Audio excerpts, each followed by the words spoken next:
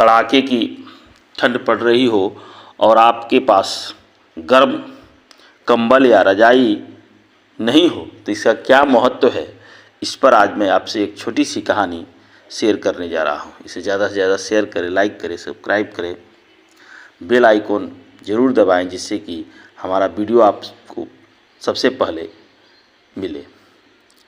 दिसंबर का महीना था, कड़ाके की ठंड पड़ रही थी। राजेश की पत्नी बच्चों के साथ बड़े दिन की छुट्टी में मायके गई थी। थके माजे राजेश का आज का कार्यक्रम बहुत व्यस्त था। दफ्तर से घर आते ही गरम गरम रजाई में घुस कर सोना। उसने रात का खाना दफ्तर में ही मंगवा कर खा लिया था। घर पहुंचते ही जैसे ही उसने गेट खोला, देखा एक बुजुर्ग भिखारी घर के बरामदे पर फटा हुआ कंबल ओढ़कर सोया है। उसका माथा गर्म हो गया। ऐसे लोग ही मौका पाकर घर में घुसकर चोरी कर लेते हैं।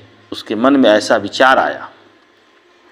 उसने उसे बुरी तरह डांटते हुए गेट से बाहर कर दिया। वह भिखारी गिड़गिड़ाया कि रात भर सोने दो मालिक, बहुत ठंड है, सुबह चला जाऊंगा। लेकिन राजेश ने नहीं माना और उसे गेट से बाहर कर दिया। लेकिन वह नहीं माना, उसे भगा दिया।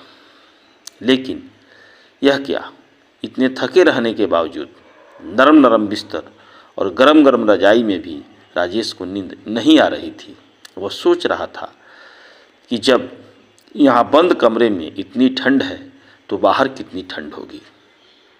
और उस भिखारी के बारे में सोच रहा था कि उस पर क्या गुजरती होगी। उससे रहा नहीं गया। वह गेट खोलकर बाहर आया। देखा कि वह भिखारी सड़क के किनारे कंबल ओढ़े सिकुड़ा हुआ बैठा है। उसे बुलाकर बरामदे में ले गया। भिखारी उसे आश्चर्य से देख रहा था। राजेश ने उसे बरामदे में सोने को कहा तो वह अपना कंबल ओढ़कर उसमें दुबक गया। तब राजेश ने अंदर से अपना कंबल लाकर उसे ओढ़ा दिया।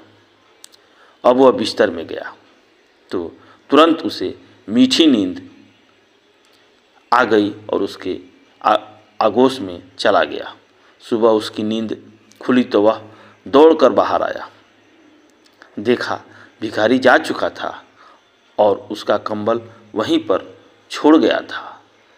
तो उसने के मन में एक विचार आया कि आज हमसे बड़ी भूल होते होते बची और अपने आप को वह माफ़ कर रहा था।